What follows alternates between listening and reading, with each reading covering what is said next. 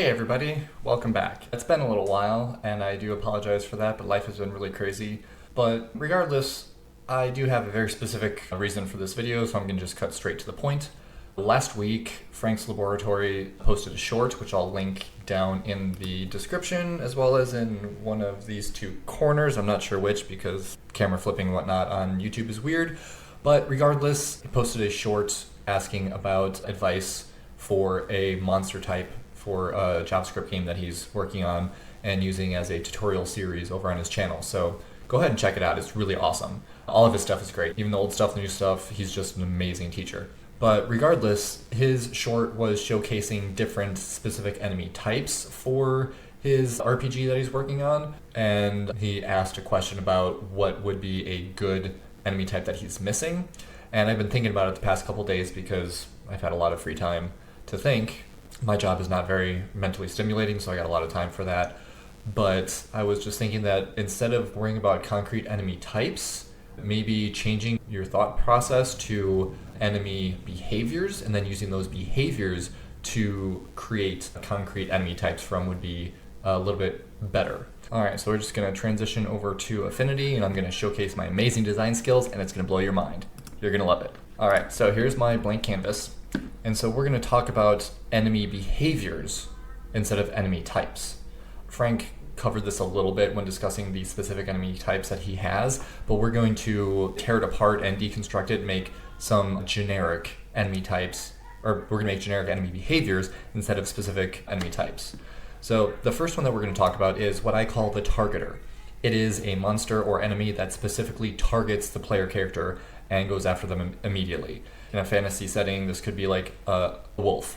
They are predatory creatures, they find prey, they go after it until either it's unsafe or they get what they're after. And like I said, it could be a wolf, it could be a whole host of different types of monsters, but the basic behavior is that once it spawns, it goes straight for the player character. On the flip side, we have the ranger, which is the monster behavior of ranging away from the player character. It's the one that keeps its distance. A lot of times you'll see this for archers or spellcasters, the squishy type of monsters or enemies that you encounter that don't want to get too close. A quillboar who shoots spines at the player character is a great example of this. But the basic behavior is stay away from the player character. And then the last one is what I'm calling the skirmisher. It's the one that's just going around, just wandering. And those could be like your zombies. They just wander around. They don't actively do anything. They're just brains and shuffling around. Slimes also are very good examples of this, or underpaid mercenaries who just don't care. But the basic idea is that you take each of these different behaviors, then you can use them to create specific instances of monsters. But what we can also do is we can combine different behaviors with different triggers to create new monsters.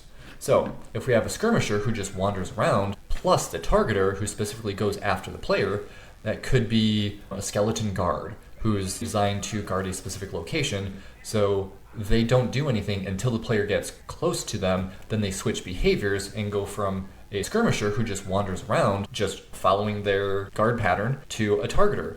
When someone gets close enough, they switch behaviors and they go after the player character. In Frank's video, he mentioned an enemy that goes after the player as soon as the player attacks them. So once the player character causes damage, they switch from skirmisher to targeter. If we go the other way, skirmisher and ranger could be very similar to that last monster we mentioned, but instead of going toward the player when they get damaged, they try to avoid the player character once they get hit. So they're the cowardly enemy type. Lastly, we have the targeter and the ranger. They go specifically after the player until a specific thing happens and they go for the avoidance.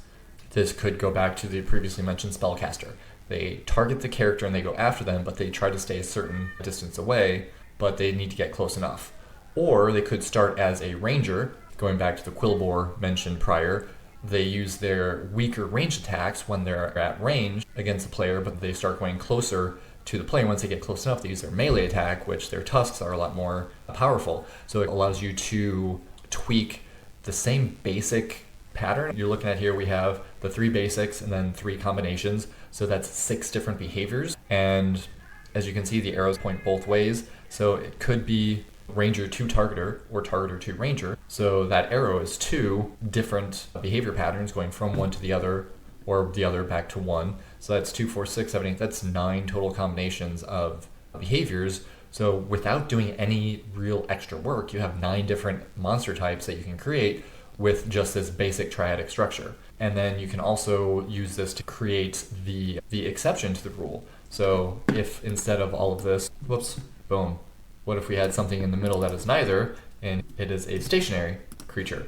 It could be a turret created by an artificer. It could be a plant that spits acid. It acts like a targeter, but it doesn't actually move. So it's like a pseudo targeter skirmisher because it can't actually go anywhere, but its action is to attack the player as soon as it gets close. So you have all of these different combinations you can use with just 3 basic behavior types. And if you wanted to add an additional behavior type, then that makes it a quad instead of a tri, and that gives you even more potential combinations because you have 4 different behaviors to choose from, and I'm not awake enough to do all that math. But that's the basic idea. So instead of worrying about specific monster types, focus on the behaviors first, and then you can use those behaviors to put them all together to create new monsters.